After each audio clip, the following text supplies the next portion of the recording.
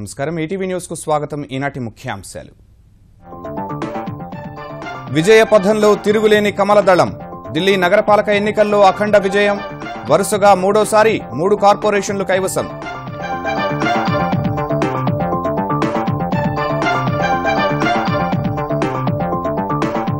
ఢిల్లీ ప్రజలకు ధన్యవాదాలు తెలిపిన మోదీ అభివృద్ధి రాజకీయాలకు పట్టం కట్టారన్న అమిత్ షా మరోసారి ఈవీఎంలపై ఆప్ అక్కసు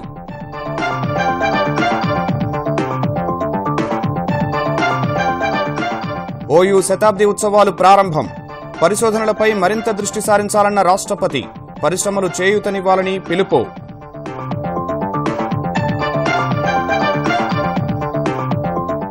అమరావతిలో అనుసంధానతపై చంద్రబాబు సమీక్ష నూతనంగా నిర్మించే వారధులపై సమగ్ర ప్రణాళిక రూపొందించాలని ఆదేశాలు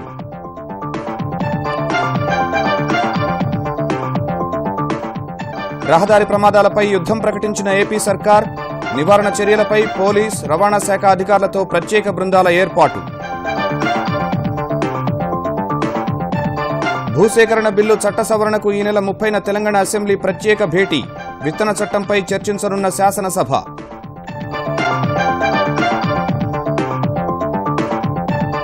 వరంగల్లో తెరాస వార్షికోత్సవ సభకు ఏర్పాట్లు పూర్తి అన్ని జిల్లాల నుంచి ట్రాక్టర్లు ఇతర వాహనాల్లో తరలి వెళుతున్న కార్యకర్తలు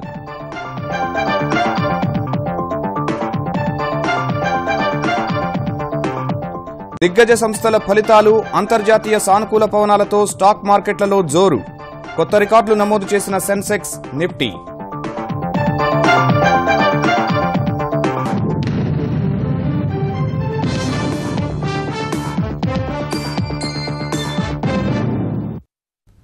విజయ పథంలో కమలదళం మరో అడుగు వేసింది ఢిల్లీ పురపాలక సంస్థల ఎన్నికల్లో తిరుగులేని విజయంతో దేశ రాజధానిలో కాషాయ సునామీ సృష్టించింది వరుసగా 10 ఏళ్లు అధికారంలో ఉన్నప్పటికీ ప్రజా వ్యతిరేకత దరిచేరనీయకుండా జనాభిమానాన్ని మరింత పెంచుకుంది ఉత్తర దక్షిణ తూర్పు ఢిల్లీ నగరపాలక సంస్థల్లో మూడోసారి అధికార పీఠాన్ని కైవసం చేసుకుంది ఢిల్లీలోని 3 కార్పొరేషన్లలోని 270 వార్డులకు ఎన్నికలు జరిగితే కమలదళం 184 చోట్ల జయభేరి మోగించింది ఢిల్లీ రాష్ట్ర ప్రభుత్వ పగ్గాలు కలిగి ఉన్న ఆమ్ ఆద్మీ పార్టీ 46 వార్డులకే పరిమితమైతే కాంగ్రెస్ 30 వార్డులతో సరిపెట్టుకుంది ఇతరులు 10 చోట్ల గెలుపొందారు అవినీతి నిర్మూలన అందరికీ అభివృద్ధి ఫలాలు సంక్షేమ పథకాల సమర్థ అమలుతో దేశ ప్రజల మదిని దోచిన ప్రధాని నరేంద్ర మోదీ ప్రజాకర్షణ అధ్యక్షుడు అమిత్ షా వ్యూహ చతురత కలగలిసి ఇటీవలే జరిగిన 5 రాష్ట్రాల శాసనసభలకు జరిగిన ఎన్నికల్లో 4ంటిని కైవసం చేసుకున్న భారతీయ జనతా పార్టీ దేశ రాజధాని ఢిల్లీ నగరపాలక సంస్థ ఎన్నికల్లో సత్తా చాటింది 2007లో కాంగ్రెస్ నుంచి ఢిల్లీ నగరపాలక సంస్థ పీఠాన్ని గెలుచుకున్న కమలదళం 2012లో గెలిచి వరుసగా 10 ఏళ్లు పాలించిన తరువాత కూడా విజయ పథంలో పయనించింది ఈ నెల 23న ఢిల్లీలోని 3 నగరపాలక సంస్థల పరిధిలో ఉన్న 270 వార్డులకు జరిగిన ఎన్నికల్లో భారతీయ జనతా పార్టీ 184 స్థానాలు కైవసం చేసుకుంది 2012 ఎన్నికల్లో 138 వార్డులు గెలిచిన కమలదళం ఈసారి తన బలాన్ని మరింత పెంచుకోగా ఢిల్లీ రాష్ట్ర ప్రభుత్వ పగ్గాలు నిర్వహిస్తున్న ఆమ్ ఆద్మీ పార్టీ 2వ స్థానానికి పరిమితమైంది 2015 ఢిల్లీ శాసనసభ ఎన్నికల్లో 70 స్థానాలకు 67 సీట్లు గెలిచిన ఆమ్ ఆద్మీ పార్టీ 2 ఏళ్ల వ్యవధిలోనే జరిగిన నగరపాలక సంస్థ ఎన్నికల్లో 46 వార్డులు మాత్రమే గెలుచుకుంది 2013 వరకు వరుసగా 15 ఏళ్లు ఢిల్లీలో రాష్ట్ర ప్రభుత్వాన్ని నడిపిన కాంగ్రెస్ 30 వార్డులకే పరిమితమైంది మరో 10 చోట్ల ఇతరులు గెలుపొందారు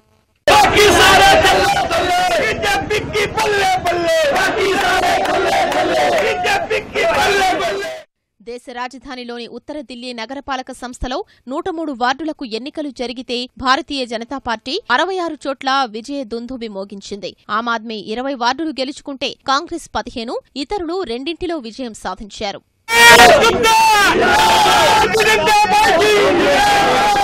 దక్షిణ ఢిల్లీలో 104 స్థానాలకు 70 వార్డులు కమలదళం గెలుచుకుంటే ఆమ్ ఆద్మీ పార్టీ కాంగ్రెస్ ఏమాత్రం పోటీనివ్వలేక చతికిలపడ్డాయి దక్షిణ ఢిల్లీలో ఆమ్ ఆద్మీ 16 కాంగ్రెస్ 12 ఇతరులు 6 వార్డుల్లో గెలుపొందారు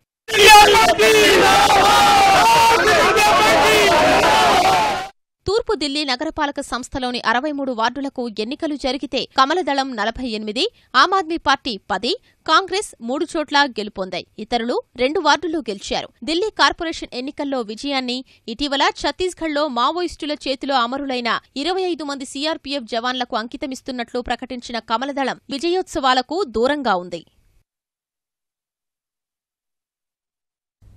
ఢిల్లీ నగరపాలక సంస్థ ఎన్నికల్లో విజయంపై ప్రధాని మోదీ హర్షం వ్యక్తం చేశారు. భాజపాపై విశ్వాసం ఉంచిన ఢిల్లీ ప్రజలకు ట్విట్టర్ ద్వారా కృతజ్ఞతలు తెలిపారు.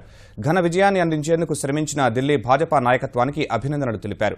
నరేంద్ర మోదీ పాలనకు ఆమోదముద్ర వేస్తూ ఢిల్లీ ప్రజలు తీర్పు ఇచ్చారని అభివర్ణించిన భాజపా నేతలు ఆప్ సర్కార్ పాలనను తిరస్కరించారని వ్యాఖ్యానించారు. उत्तराखंड, उत्तर प्रदेश, गोवा, मणिपुर के बाद दिल्ली नगर निगम के परिणामों ने भारतीय जनता पार्टी के विजय रथ को, श्री मोदी के विजय रथ को और आगे बढ़ाया है. दिल्ली की जनता ने स्पष्ट संदेश दिया है, नकारात्मक राजनीति नहीं चलेगी, बहानेबाजी की राजनीति नहीं चलेगी, सकारात्मक तरीके से विकास के रास्ते पर सबको साथ लेके चलने वाली राजनीति चलेगी. और दिल्ली की जनता ने मोदी जी की 3 साल की जो कामकाज है सरकार का, उस पर एक प्रकार से मोहर लगाया है. ఢిల్లీ ఎన్నికల్లో ఘన విజయం సాధించిన భాజపాకు ఢిల్లీ ముఖ్యమంత్రి అరవింద్ కేజ్రీవాల్ అభినందనలు తెలిపారు. అభివృద్ది విషయంలో పురపాలక సంఘాలతో కలిసి పనిచేస్తామన్నారు. ఢిల్లీ ఉప ముఖ్యమంత్రి మనీష్ సిసోడియా మాత్రం ఫలితాలపై అనుమానం వ్యక్తం చేశారు. ఎలక్ట్రానిక్ ఓటింగ్ యంత్రాల్లో అక్రమాలకు పాల్పడి భాజపా గెలుపొందిందన్నారు. ఢిల్లీ పురపాలక సంఘాల్ని 10 ఏళ్లుగా ఏలుతున్న భాజపా పాలనలో పారిశుధ్య సమస్య వల్ల అనేక మంది అనారోగ్యం పాలైనా గెలుపు ఎలా సాధ్యమైందని ప్రశ్నించారు. ये अगर डिफरेंस 2-4 सीट का होता तो मान लेते कि हाँ ठीक है, पर जिस तरह का डिफरेंस सामने आया है वो बिल्कुल भी यकीन नहीं करने लायक है. उस पर यकीन नहीं हो सकता कि ये बिना ईवीएम के रिगिंग के ये इतना बड़ा डिफरेंस हो सकता है.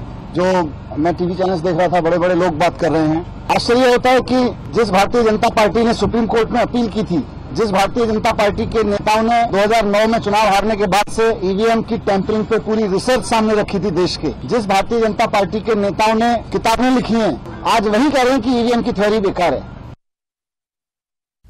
విశ్వవిద్యాలయాలు పరిశోధనలపై మరింత దృష్టి సారించాల్సిన అవసరం ఉందని రాష్ట్రపతి ప్రణబ్ ముఖర్జీ సూచించారు. హైదరాబాద్లో ఉస్మానియా విశ్వవిద్యాలయం శతాబ్ది ఉత్సవాలను ప్రారంభించిన రాష్ట్రపతి విద్యావ్యాప్తిలో ఓయూ పాత్రపై ప్రశంసలు కురిపించారు.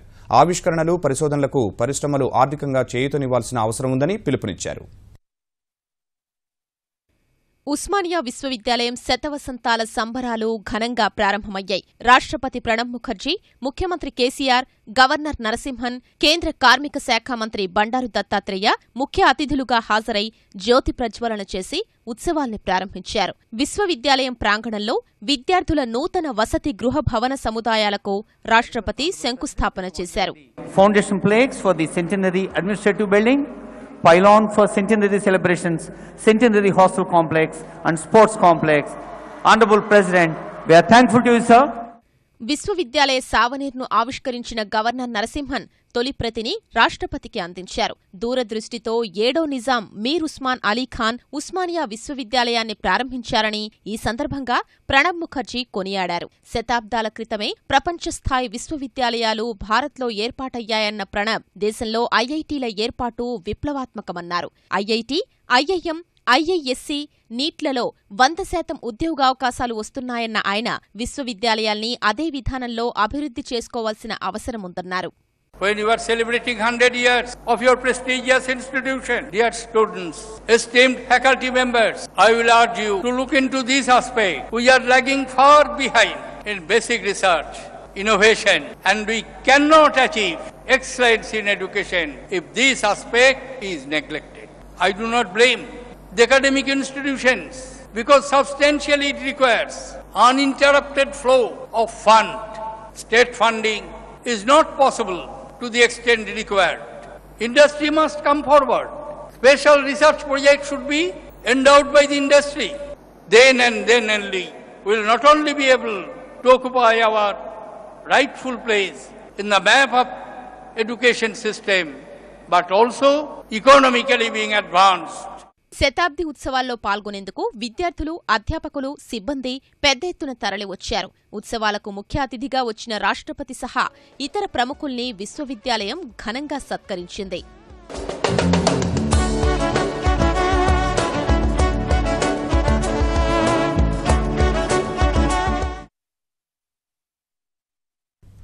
రాజధాని అమరావతిని అనుసంధానించేందుకు కృష్ణానదిపై ఎన్ని వారధులు కట్టాలో సమగ్ర ప్రణాళిక రూపొందించాలని ముఖ్యమంత్రి చంద్రబాబు ఆదేశించారు. నగరానికి ప్రత్యేక ఆకర్షణగా వారధులు ఉండాలన్న చంద్రబాబు అమరావతి నగర ఆకృతులపై మరో 2 కమిటీలను నియమించాలని నిర్ణయించారు. అమరావతిలో ఏ నిర్మాణం చేపట్టినా ప్రపంచంలోనే అత్యుత్తమం అనుకునేలా ఉండాలని ముఖ్యమంత్రి చంద్రబాబు సూచించారు. సచివాలయంలో సీఆర్డీఏపై సమీక్ష నిర్వహించిన ఆయన అమరావతి ప్రజా రవాణా వ్యవస్థలో చోదకుడు లేని విద్యుత్ బస్సులు, మెట్రో రైలు ఉంటాయన్నారు. తక్కువ దూరాలకు జలమార్గాలు ఉంటాయని చెప్పారు. రాజధానిలో ఎక్కడకు వెళ్లాలన్నా 30 నిమిషాల్లోనే చేరుకునేలా ప్రజా రవాణా వ్యవస్థ ఉండాలని చంద్రబాబు సూచించారు. బస్ స్టేషన్లు, మెట్రో రైలు స్టేషన్లు, పార్కింగ్ భూగర్భంలోనే ఉండేలా చూడాలన్నారు. నగరంలో నిర్మించే పైవంతెనలు అత్యంత ఆకర్షణీయంగా ఉండాలని స్పష్టం చేశారు. సైకిల్, నడక మార్గాలలో ఎక్కడా ఎండపడకుండా నీడనిచ్చే చెట్లు పెంచాలని సూచించారు. 13.95 కోట్ల వ్యయంతో అమరావతి సిటీ గ్యాలరీని రాజధానికి శంకుస్థాపన జరిగిన ఉద్దండరాయనిపాలెంలో ఏర్పాటు చేస్తున్నామని సీఆర్డీఏ కమిషనర్ శ్రీధర్ ముఖ్యమంత్రికి తెలిపారు. అయితే నగరం నడిబొడ్డున సిటీ గ్యాలరీ ఏర్పాటు చేయాలని చంద్రబాబు సూచించారు. విజయవాడలో రాజీవ్ గాంధీ పార్క్, నది, కాలువల అభిముఖ ప్రాంతాల అభివృద్ధిపై ముఖ్యమంత్రికి ఒక ప్రజెంటేషన్ ఇచ్చారు.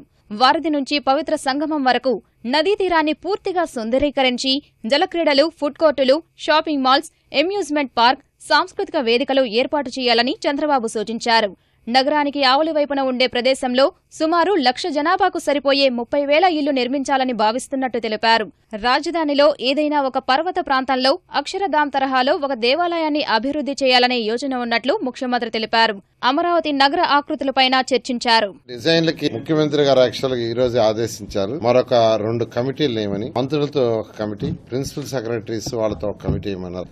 ఆ 2 కమిటీలతో కూడా డీటెయిల్ గా డిస్కస్ చేసి వాళ్ళ ఇన్పుట్స్ కూడా వాళ్ళకి ఇవ్వమన్నారు. ఇది రాజధాని ఒక్కసారి కట్టేది, అందువల్ల 1-2 సార్లు డిఫరెంట్ కమిటీస్ తో డిస్కస్ చేసి పబ్లిక్ ఫీడ్బ్యాక్ తీసుకుని దీని మీద ముందుకు పోవడం జరుగుతుంది. మే 2 నుంచి 4 వరకు లండన్లో పర్యటించనున్నట్లు తెలిపిన మంత్రి నారాయణ నార్మన్ పోస్టర్ ప్రతినిధులతో ఆకృతులపై చర్చించినట్లు వెల్లడించారు. కేంద్ర ప్రభుత్వ సూచనల మేరకు భూసేకరణ చట్టంలో సవరణలు చేసి పంపేందుకు తెలంగాణ సర్కార్ సిద్దమైంది. ప్రాజెక్టుల కోసం భూసేకరణ ఆలస్యమవుతున్న తరుణంలో చట్టంలో కొన్ని మార్పులు చేసి అసెంబ్లీలో ఆమోదింపజేసుకున్న తెలంగాణ ప్రభుత్వం రాష్ట్రపతి ఆమోదానికి పంపింది. మార్పులకు దాదాపు సమ్మతించిన కేంద్రం పరిహారాన్ని మాత్రం 2013 భూసేకరణ చట్టం ప్రకారమే ఇవ్వాలని సూచించింది. ఢిల్లీలో Telangana Bhavan resident commissioner Arvind Kumar bill ప్రతితో హైదరాబాద్ వచ్చి ప్రభుత్వ అధికారులతో సమావేశమయ్యారు. భూసేకరణ బిల్లుకు చేయాల్సిన సవరణలపై చర్చించారు. ఈ నేపథ్యంలో ఈ నెల 30న శాసనసభ మండలి ప్రత్యేక సమావేశం ఏర్పాటు చేసి బిల్లులో సవరణలు చేయాలని తెలంగాణ సర్కార్ నిర్ణయించింది. ఈ ప్రత్యేక సమావేశంలోనే విత్తన చట్టంపైన కూడా చర్చ జరిగే అవకాశం ఉందని తెలుస్తోంది. ఛత్తీస్గఢ్ సుక్మా మావోయిస్టుల దాడిలో 25 మంది సీఆర్పీఎఫ్ జవాన్లు అమరులైన వేళ భవిష్యత్తులో భద్రతా దళాల ప్రాణ నష్టాన్ని తగ్గించేందుకు నక్సల్స్ ప్రభావిత ప్రాంతాల్లో మానవ నిఘా వ్యవస్థను మరింత పటిష్టం చేసుకోవాలని కేంద్రం నిర్ణయించింది. సుక్మా దాడి నేపథ్యంలో జాతీయ భద్రతా సలహాదారు అజిత్ ధోవల్ ఉన్నతాధికారులతో సమావేశమైన హోంమంత్రి రాజ్నాథ్ సింగ్ నిఘా వ్యవస్థలో సమూల మార్పులు చేయడం సహా సమస్యాత్మక ప్రాంతాల గుర్తింపు, మెరుగైన ఫలితాలు సాధించేందుకు అనుసరించాల్సిన అంశాలను చర్చించారు. సుక్మాలో స్థానిక గిరిజనుల నివాసాల్లో ఉంటూనే మావోయిస్టులు దాడికి పాల్పడినందున స్థానికులతో మరింత మెరుగైన సంబంధాలు ఏర్పరచుకునేందుకు చర్యలు చేపట్టాలని నిర్ణయించారు. జాతీయ ఆహార భద్రతా చట్టానికి అనుగుణంగా ఆహార కమిషన్లను ఏర్పాటు చేయకపోవడంపై ఆంధ్రప్రదేశ్ సహా మొత్తం 5 రాష్ట్రాల ప్రభుత్వాల్ని సుప్రీంకోర్టు మందలించింది. ప్రజలకు ఆహారం అందించడం మీ దృష్టిలో ముఖ్యమైన అంశం కాదా అని justice M B Lokur, justice N V రమణతో కూడిన ధర్మాసనం ప్రశ్నించింది. కరవు పీడిత రాష్ట్రాల రైతుల్ని ఆదుకోవడంపై స్వరాజ్ అభియాన్ స్వచ్ఛంద సంస్థ దాఖలు చేసిన వ్యాజ్యంపై కోర్టు విచారణ కొనసాగించింది. ఆహార కమిషన్ ఏర్పాటుకు ఎంపిక సంఘాన్ని నియమించామని, 6 నెలల్లో మిగిలిన ప్రక్రియ పూర్తి చేస్తామని ఆంధ్రప్రదేశ్ ప్రభుత్వం చెప్పగా సుప్రీంకోర్టు తీవ్ర అసంతృప్తి వ్యక్తం చేసింది. తదుపరి విచారణ జరిగే రోజున ప్రభుత్వ ప్రధాన కార్యదర్శి తమ ముందు హాజరై ఆహార కమిషన్ ఏర్పాటుపై పురోగతిని నివేదించాలని ఆదేశించింది. ఆహార కమిషన్ ఏర్పాటు చేసినప్పటికీ ఇంకొందరు సభ్యుల్ని నియమించాల్సి ఉందని మధ్యప్రదేశ్, మహారాష్ట్ర, బీహార్, కర్ణాటక చెప్పడంపై ధర్మాసనం ఆగ్రహం వ్యక్తం చేసింది. ఆహార కమిషన్లను ఇప్పటికే ఏర్పాటు చేశామన్న తెలంగాణ సహా మరికొన్ని రాష్ట్రాల వాంగ్మూలాల్ని నమోదు చేసుకుంది. కరవు పీడిత రాష్ట్రాల్లో ఉపాధి హామీ పథకం అమలు, పంట నష్టం, రుణాలు పునర్వ్యవస్థీకరణపై రేపు విచారణ కొనసాగిస్తామని ధర్మాసనం స్పష్టం చేసింది. రహదారి ప్రమాదాలను నివారణకు ఆంధ్రప్రదేశ్ ప్రభుత్వం యుద్దం ప్రకటించింది. ప్రమాదాలకు కారణమవుతున్న రహదారుల ఆకృతులు మార్చడం సహా వాహన తనిఖీలు చేపట్టడం, స్పీడ్ గవర్నర్ల ఏర్పాటు, మద్యం దుకాణాలను రహదారుల సమీపం నుంచి తొలగించడం, హెల్మెట్ల వినియోగం ద్వారా ప్రమాదాల నివారణకు కృషి చేయాలని అధికారులకు దిశానిర్దేశం చేసింది. ఏర్పేడు ప్రమాదం తర్వాత రహదారి భద్రతపై సీఎం చంద్రబాబు ఆదేశాల మేరకు ఇవాళ సమావేశమై రాష్ట్ర స్థాయి రహదారి భద్రతా కమిటీ. ఈ మేరకు జిల్లా స్థాయిలో కలెక్టర్, ఎస్పీల అధ్యక్షతన రహదారి భద్రతా కమిటీలు ఏర్పాటు చేయాలని ఆదేశించింది. జూన్ 15 నాటికి రహదారులపై ప్రమాదాలు జరుగుతున్న అన్ని ప్రాంతాలను గుర్తించి వాటిని సరిచేయాలని ఆదేశించింది. ప్రమాదాల నివారణ కోసం పోలీసు, రవాణా శాఖ అధికారులతో 8 బృందాలను ఏర్పాటు చేస్తున్నట్టు భేటీ తర్వాత ఆంధ్రప్రదేశ్ రవాణా శాఖ మంత్రి అచ్చెన్నాయుడు చెప్పారు. రాష్ట్రంలోని 6 రహదారి శిక్షణా కేంద్రాల్లో డ్రైవర్లకు శిక్షణ ఇప్పించాలని, అన్ని చెక్పోస్టులు, టోల్ ప్లాజాల వద్ద బ్రీత్ అనలైజర్ల ద్వారా తనిఖీలు చేయాలని నిర్ణయించారు. లైసెన్స్ లేకుండా హెల్మెట్, సీట్ బెల్ట్ పెట్టుకోకుండా వాహనాలు నడిపితే కఠిన చర్యలు తీసుకోవాలని నిర్ణయించినట్టు తెలిపిన అచ్చెన్నాయుడు ప్రమాదాల నివారణపై విద్యాసంస్థలు సహా ఇతర మార్గాల్లో అవగాహన కార్యక్రమాలను చేపట్టాలని నిర్ణయించారు. జనవరి నుంచి డీజీ గారు, ట్రాన్స్పోర్ట్ డిపార్ట్మెంట్ కలిసి పని చేయటం వల్ల రోడ్ యాక్సిడెంట్స్ మన రాష్ట్రంలో తగ్గుముఖం పట్టాయి. ఇంకా మనం ఎఫెక్టివ్ గా పనిచేయాలి. రాష్ట్రంలో రోడ్ యాక్సిడెంట్స్ ని పూర్తిగా తగ్గించాలని ప్రతి 3వ మంగళవారం నాడు 100% జిల్లా స్థాయిలో కలెక్టర్ అధ్యక్షతన సమావేశం పెట్టాలి. ఆ నెలలో జరిగినటువంటి ప్రతి చిన్న పెద్ద యాక్సిడెంట్స్ మీద వారు చర్చించాలి.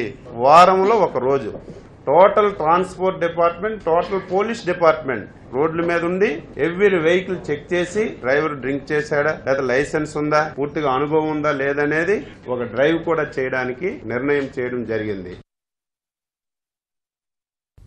మిర్చి, పసుపు కొనుగోళ్లలో పైసా అవినీతి జరగరాదని ముఖ్యమంత్రి చంద్రబాబు తేల్చి చెప్పారు. మార్కెట్ జోక్యం ద్వారా మిర్చి, పసుపు కొనుగోళ్లు పారదర్శకంగా జరగాలని వ్యవసాయ, మార్కెటింగ్ అధికారులు, జిల్లా కలెక్టర్లతో నిర్వహించిన టెలికాన్ఫరెన్స్ లో ఈ మేరకు చంద్రబాబు తేల్చి చెప్పారు. గతంలో ఉల్లి, శనగలు, కందులు కొనుగోలు చేసి రైతులకు సరైన ధర అందించామని, ఇప్పుడు మిర్చి, పసుపు రైతులకు న్యాయం చేస్తున్నట్లు చెప్పారు. హుద్హుద్ తుపాన్ సమయంలో అత్యంత అప్రమత్తంగా వ్యవహరించినట్టే ధరలు పతనమవుతున్న వేళ రైతులను ఆదుకోవడంలో అదే అప్రమత్తత చూపించాలని చంద్రబాబు అధికారులకు ఉద్బోధించారు. తెరాస ఆవిర్భావ సభకు ఓరుగలులో ఏర్పాట్లు తుదిదశకు చేరుకున్నాయి. వరంగల్ నగరం గులాబీ వర్ణం సంతరించుకుంది. ఎటు చూసినా తెరాస జెండాలే దర్శనమిస్తున్నాయి. ముఖ్యమంత్రి కేసీఆర్ భారీ కటౌట్లను నాయకులు ఏర్పాటు చేశారు. రహదారి మధ్యలో తెరాస సంక్షేమ ఫలాలను వివరిస్తూ చిత్రాలు ఏర్పాటు చేశారు. సభా ప్రాంగణం సర్వాంగ సుందరంగా ముస్తాబైంది. ఇప్పటికే వరంగల్ చేరుకున్న ప్రధాన నాయకులంతా సభ ఏర్పాట్లు, ఇతర సన్నాహాల్లో నిమగ్నమయ్యారు. ముఖ్యమంత్రి కేసీఆర్ రానున్న వేళ పోలీసులు పటిష్ట భద్రతా ఏర్పాట్లు చేశారు. తెలంగాణ నలుమూలల నుంచి వేలాదిగా తెరాస కార్యకర్తలు ట్రాక్టర్లు, ఇతర వాహనాల్లో ఓరుగల్లు బాటపట్టారు. తెరాస నాయకులు, మంత్రులు సభకు వస్తున్న కార్యకర్తలను సమన్వయం చేస్తున్నారు. 3 సంవత్సరాల పాలన ముగుస్తున్నటువంటి సందర్భంగా వచ్చినటువంటి వార్షికోత్సవ సభ ఆనాడు ఉద్యమ కాలంలో ఏదైతే ప్రజానీకానికి చెప్పినటువంటి మాటకు అనుగుణంగా నిరంతరం కరెంట్ ఇచ్చేటటువంటి స్థితికి ఈనాడు తెలంగాణ రాష్ట్రాన్ని తీసుకురావటం, ఈ 3 సంవత్సరాల్లో రైతుకు కలిగినటువంటి వెసులుబాటు, రైతుకి ఇచ్చినటువంటి భరోసా, ప్రతి ఊరు నుంచి కూడా రైతులు ట్రాక్టర్ల మీద రేపు ఉదయం బయలుదేరబోతున్నారు. అనేక రాజకీయ పార్టీ మీటింగుల్లో రేపు జరుగుతున్నటువంటి వార్షికోత్సవ సభ ఒక చారిత్రక సభగా నిలిచిపోతుందనడంలో అతిశయోక్తి లేదు. హైదరాబాద్ దుర్గం చెరువుపై కేబుల్ వంతెన నిర్మాణానికి తెలంగాణ పురపాలక శాఖ మంత్రి కేటీఆర్ శంకుస్థాపన చేశారు. దుర్గం చెరువు సుందరీకరణ పనుల్లో భాగంగా 184 కోట్ల రూపాయల వ్యయంతో చేపట్టే కేబుల్ వంతెన నిర్మాణంతో ఐటీ కారిడార్లో ట్రాఫిక్ రద్దీ సమస్యకు పరిష్కారం లభిస్తుందని కేటీఆర్ వివరించారు. అభివృద్ది పనుల విషయంలో ప్రభుత్వం వ్యూహాత్మకంగా వెళ్తోందన్న మంత్రి నగర పర్యాటకానికి దుర్గం చెరువును ప్రత్యేక ఆకర్షణగా తీర్చిదిద్దుతామని వెల్లడించారు. వంతెన నిర్మాణాన్ని 12 నుంచి 14 నెలల్లో పూర్తి చేస్తామన్న మంత్రి మైండ్ స్పేస్ కూడలి నుంచి ముంబై పాత రోడ్డు వరకు ప్రత్యామ్నాయ రహదారిని నిర్మిస్తామని తెలిపారు.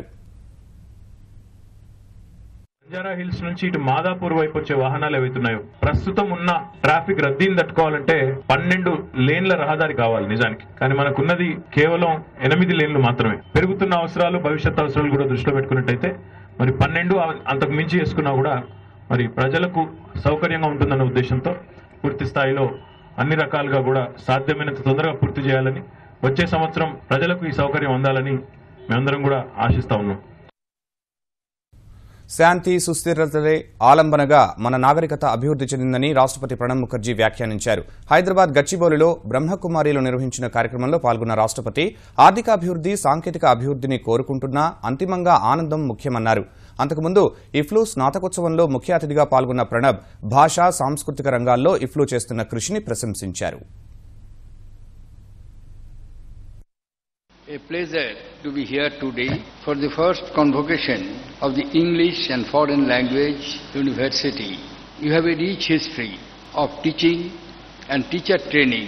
This university of international repute emerged due to her work and collective energies of people with international reputation.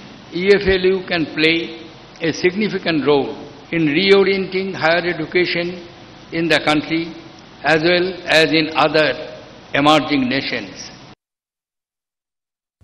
దేశంలో మౌలిక రంగ ప్రాజెక్టులను పూర్తి చేయడానికి దృఢ సంకల్పం, నిర్దిష్ట కాలపరిమితిలో పూర్తి చేయాలనే బలమైన ఆకాంక్ష అవసరమని ప్రధాని నరేంద్ర మోదీ ఉద్ఘాటించారు.